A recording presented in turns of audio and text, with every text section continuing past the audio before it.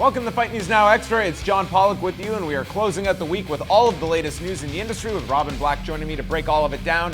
Today we'll discuss bouts announced for UFC 191 in September, one promotion that is targeting Fyodor Emelianenko, and an Ultimate Fighter Season 1 alumni announces his retirement.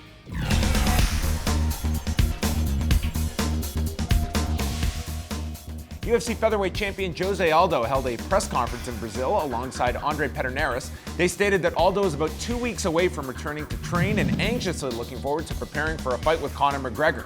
Aldo said he didn't watch the fight with Chad Mendes, but a McGregor win is obviously better for Aldo financially, and said he is even open to having the title unification fight in Ireland, if that is what the UFC wants. However, the UFC has stated that the fight will take place in Las Vegas and are looking at a December or January date. Following his loss to Alex Garcia this past weekend at UFC 189, longtime UFC competitor Mike Swick has announced his retirement from the sport and will continue to run his AKA Thailand gym. Swick came into the UFC through the Ultimate Fighter Season 1 and would win 9 of his first 10 fights in the octagon. Swick was one fight away from challenging for the welterweight title when he was defeated by Dan Hardy in 2009. Swick had a number of health issues that kept him out of the octagon for the majority of the past 5 years.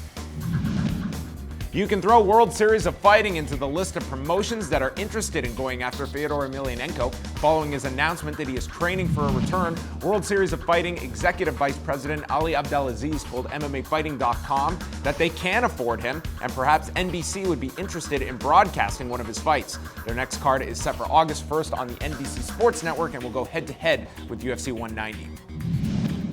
And the UFC has made a number of announcements for the UFC 191 pay-per-view card on September 5th in Las Vegas. The show will be headlined by Demetrius Johnson and John Dodson in a rematch for the flyweight title, and have also announced a bantamweight bout between Francisco Rivera and John Lineker. This will be Lineker's first fight at 135 pounds in the UFC after missing the flyweight limit 4 times during his tenure with the promotion. The UFC touches down on Glasgow, Scotland on Saturday, and we will have a pre-fight show coming at you at 10:30 a.m. Eastern Time with myself and Robin Black previewing the card, and that will be followed by the live prelims from Glasgow, Scotland, airing exclusively in Canada here on Fight Network.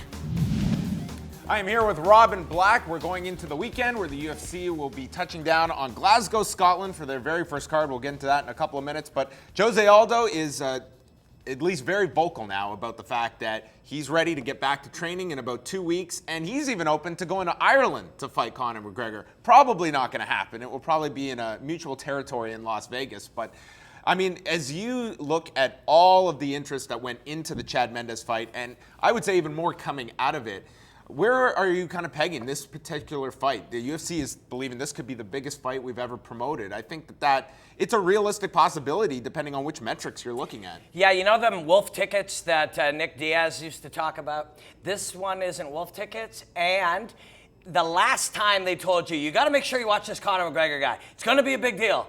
It was a big deal. It was a real big deal. He performed really well. He blew people's minds, and you even had a more amazing fight before it in Rory versus Robbie. Like, the cards are all aligning here. These guys hate each other. They're vocal about it. The audience is interested. Conor McGregor's a huge star now. Last time they told you to watch him, it was probably the best show you've ever seen. This is a big deal. We talked earlier this week about John Kavanaugh and maybe some gamesmanship in the media. And then Andre Pederneiras and Jose Aldo held this press conference, and Aldo said, I heard about the fight, but I didn't really watch it with McGregor and Chad Mendes. Do you buy that one? That's a hard one.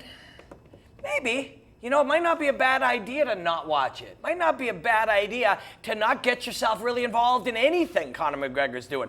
This guy pulls you in, gets you involved, and marionettes you. And Aldo went through that whole thing with him, traveling around the world, sitting at a desk while he made fun of him, stole his belt, puffed his chest out, played with him, got in his head, no question about it. What might be a good way to avoid that? Just have nothing to do with this guy. Try not to get pulled into his thing, and a good place to start would be not watching the fight. Having said that, he probably watched the fight. One fight that I think most will be watching is if Fyodor Emelianenko does in fact make his return, and World Series of Fighting is not only saying they're interested, they are stating, we can afford this guy. I have a hard time believing that Fyodor Emelianenko will be stepping foot into a World Series of Fighting cage. Yeah, I have a hard time with that too. And afford is a really different thing. Like I have probably $6 in my pocket. If something costs $5, I can afford it. Now, if something costs $700, I can't afford it, but could I find someone to foot that bill? That's really different than afford. And World Series of Fighting has spent a lot of money to get themselves to a point where they're trying to be competitive. They haven't made any profit. They don't have a pocket full of Fedor money. Can they afford it, as in find outside investors to convince that this would be worthwhile? They probably could do that. And that goes to our discussion the other day that we were having. The same reason with Bellator, which I think is in a much better financial position and with backing, is that how are you going to make your money back off of this? Because Fedor and his people are not taking that into consideration of like, oh, you're just going to be promoting me on television. That's not affecting what you're going to pay me this because that is what I'm coming here for. And it's incumbent on the promotion to be able to make sense out of that contract and make it profitable rather than, hey, we've got Fedor, tune in. Viewers are great, but if you can't sell enough advertising, I don't care how many people you have, if it's a money-losing deal, then there really is no point to it. You ever watch that show Shark Tank? It's really fun. Mark Cuban and that bald guy who's a real jerk, and they sit around and they look at things and see how it's going to financially all play out. The Fedor deal, there'll be a number, and you'll look at it, and smart business will look at it and say, this is how much we have to put out, and this is our potential to get back. If your potential to get back is larger than the amount out, or there's some other valuable thing like credibility building, etc., we'll do it. Or you can find somebody who's really dumb to pay way too much money for something they won't get back. Is World Series of Fighting that dumb guy? I don't know that they are. But they do have a business that appears like it exists because they have found people that they're going, don't worry, this thing's going to go. And when it goes, we'll make the kind of money the UFC is making. And whoever those people are may start to realize at some point that that's just not true. It's a crowded landscape like crazy. No matter how much money you have right now, it would be impossible to go and unseat the UFC.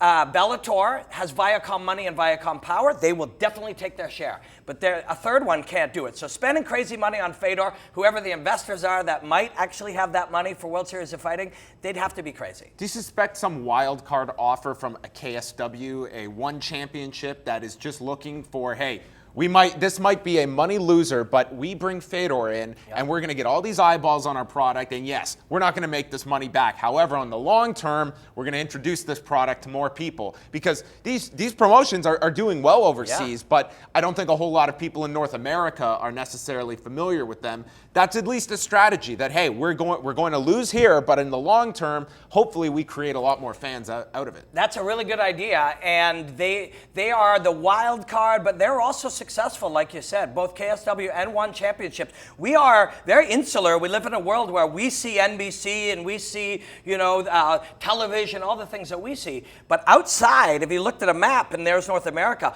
all the rest of the world, that's all there for the taking. There's audience people there that like fighting, that can get it from KSW in Poland and Eastern Europe, and they can get it in Asia from One Championships, and they can make good livings there. Do they want to come in and battle in the crowded landscape and business space of the United States? I don't know. You might be better off just going out and making your money and then putting on good fights and having a successful business out there. Okay, we'll wrap it up here. A quick thought on Mike Swick, who has announced his retirement coming off that loss to Alex Garcia. Swick, one of those pivotal figures that was involved in the first season of The Ultimate Fighter. Always somebody that had a very entertaining style, and if anything, it was just health issues that really prevented this guy from accelerating to that next level during the prime years of his fighting career. And as we've seen, very limited action over the last 5.5 years. Yeah, and you gotta love guys like Mike Swick, who always were entertaining, and he was an important figure, pivotal fighter. I think is a really good way to put it. And you come back from that time off, and all of a sudden you're like, holy crap! Like Nick Diaz. Now I'm referencing Nick Diaz multiple times today because he's on some level a genius. He's like, I don't want to get in there and jump around with these kids. You don't. You really don't. These are big, powerful, young, new age athletes. And when you come back like Mike Swick did and you experience that, you're like, whoa.